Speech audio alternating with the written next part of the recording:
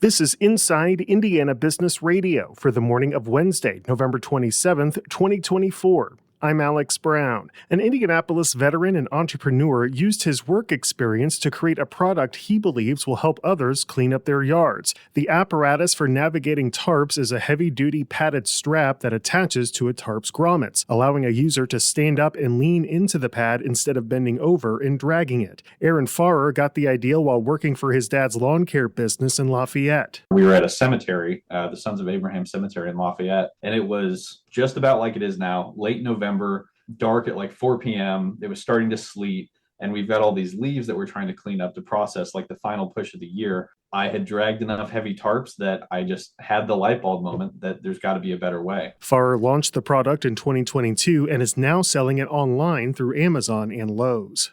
The head of the South Shore Line in Northwest Indiana says it may take a bit longer to complete the $945 million Westlake Corridor extension. Mike Nolan says the opening date now depends on the construction of a new underpass at the south end of the branch near Dyer, but he is still targeting a May 2025 completion. The contractor's current schedule calls for the underpass to open in mid-September of 2025, but Nolan said officials are working to find ways to speed that up. The Indiana Economic Development Corporation announced Tuesday that Zionsville has received $4 million in state-funded regional grant money to support infrastructure projects south of the town's historic village area. The funding from the READY program will go towards building 2 roundabouts, constructing a pedestrian path, and making pedestrian safety improvements around the South Village area.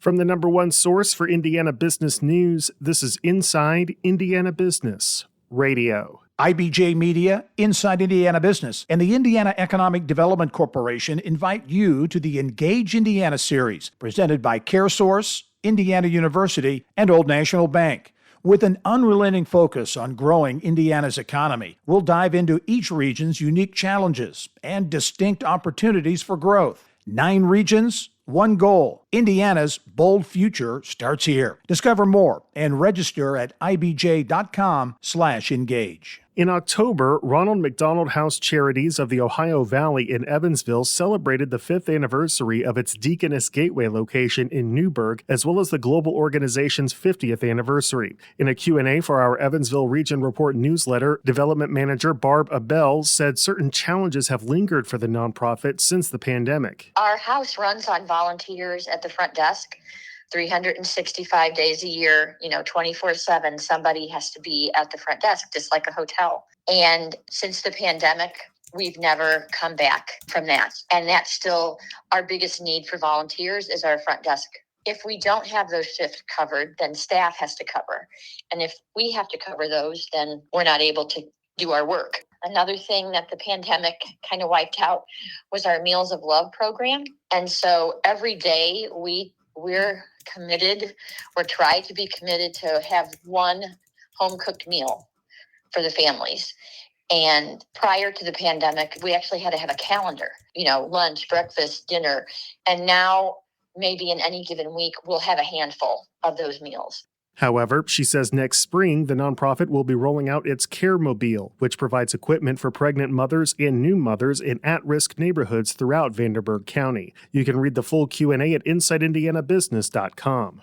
Terre Haute-based Union Health has withdrawn its Certificate of Public Advantage, or COPA, application related to its planned acquisition of Terre Haute Regional Hospital. However, Union Health said the 2 parties will continue to work toward completing the deal, though an estimated timeline was not given. Union Health had filed the COPA application with the Indiana Department of Health, which drew opposition from the Federal Trade Commission in September. The health system said in a statement Monday that it felt it was best to withdraw its COPA application to allow time for Union Health and Terre Haute Regional to continue to work with the Department of Health to ensure the benefits, including improved access, quality, prevention, and early intervention, are outlined in the new application. Shepherd Community Center CEO Jay Height is this week's guest on the Business and Beyond podcast with Gary Dick, presented by PNC, a weekly conversation with high-profile Hoosiers in business, sports, and entertainment, and beyond. Available now from your favorite podcast provider. I'm Alex Brown for Inside Indiana Business Radio on Demand.